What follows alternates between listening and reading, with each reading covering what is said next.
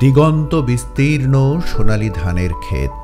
কৃষি নির্ভর বাংলাদেশের অর্থনীতিতে বড় ভূমিকা রাখে কৃষকের উৎপাদিত ধান।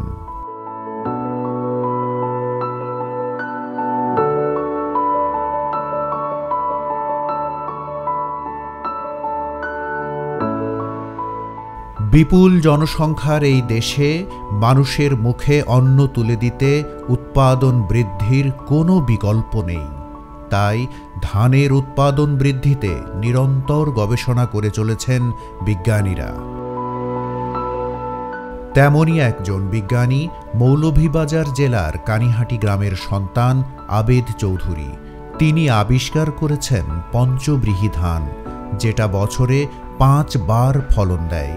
প্রথম রোপণের 110 দিন পর ধান পাকে, তারপর 45 থেকে 50 দিন পর পর ধান কাটা যায়। আমি ভাবলাম যে ধানটা একবার ফসল দিয়ে মারা যায়, এটা কেন হবে? এটা কি 5 বার 10 বার ফসল দিতে পারে না?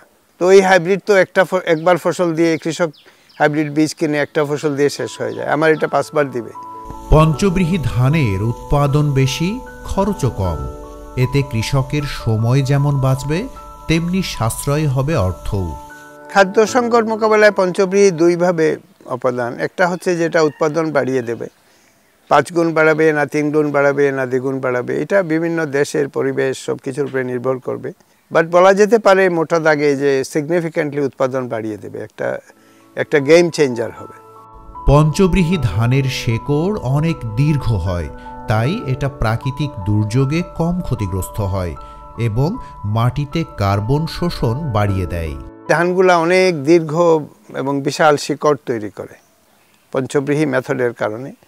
তো সেটা আবার কার্বন সেকুয়েস্ট্রেশন, মাটিতে কার্বন বাড়িয়ে দেয়। যেখানে 1%-এর নিচে কার্বন, সেখানে এটা 3%, 2%-এর উপরে চলে যায়। প্রকৃতিতে ঘাস জাতীয় কিছু কিছু উদ্ভিদ রয়েছে যেগুলো পরাগায়ন ছাড়াই বীজ উৎপাদন করতে পারে। উদ্ভিদ বিজ্ঞানের ভাষায় একে বলে অ্যাপোমিক্সিস। ডক্টর আবেদ চৌধুরী ধানের ক্ষেত্রে এই অ্যাপোমিক্সিসের প্রয়োগ করে পিতৃহীন বীজ উদ্ভাবন করতে সক্ষম হয়েছেন।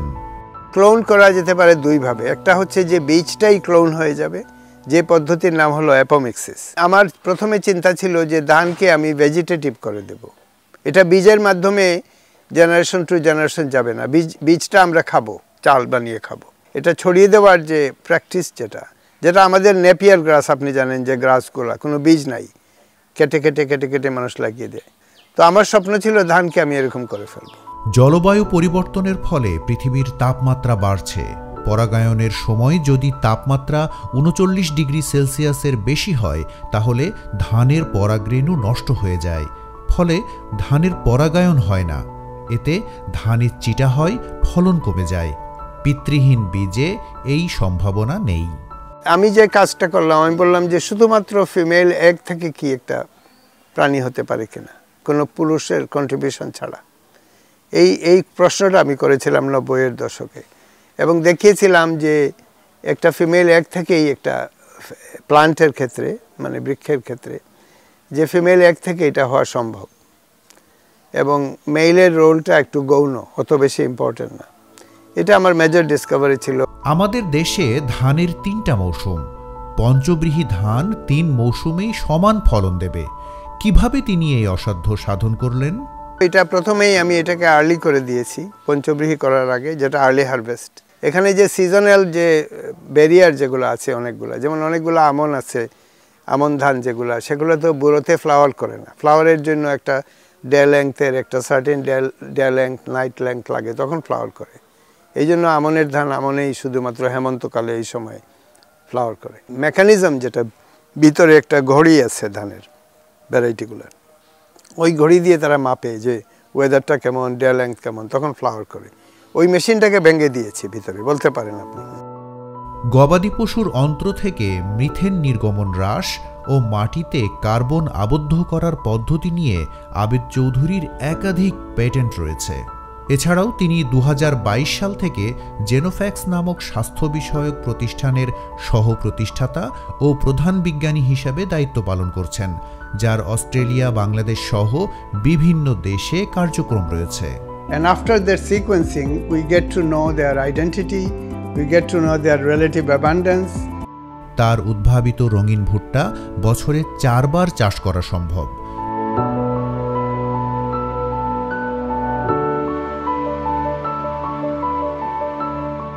রঙিন ভুট্টা ঠিক আমার আবিষ্কার এটা আমি বলবো না। রঙিন ভুট্টা তো সাউথ আমেরিকাতে আছে,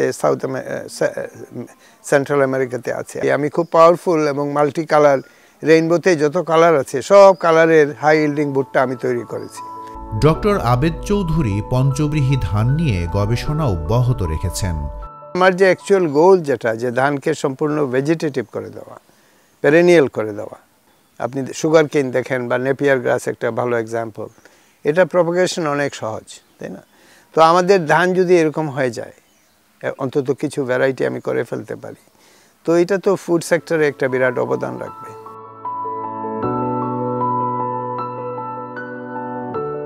পৃথিবীর বিপুল সংখ্যক দরিদ্র মানুষের প্রধান খাদ্য ভাত। ডক্টর আবেদ চৌধুরীর এই আবিষ্কার পৃথিবীর শত কোটি মানুষের মুখে খাবার তুলে দিতে বিপুল অবদান রাখবে।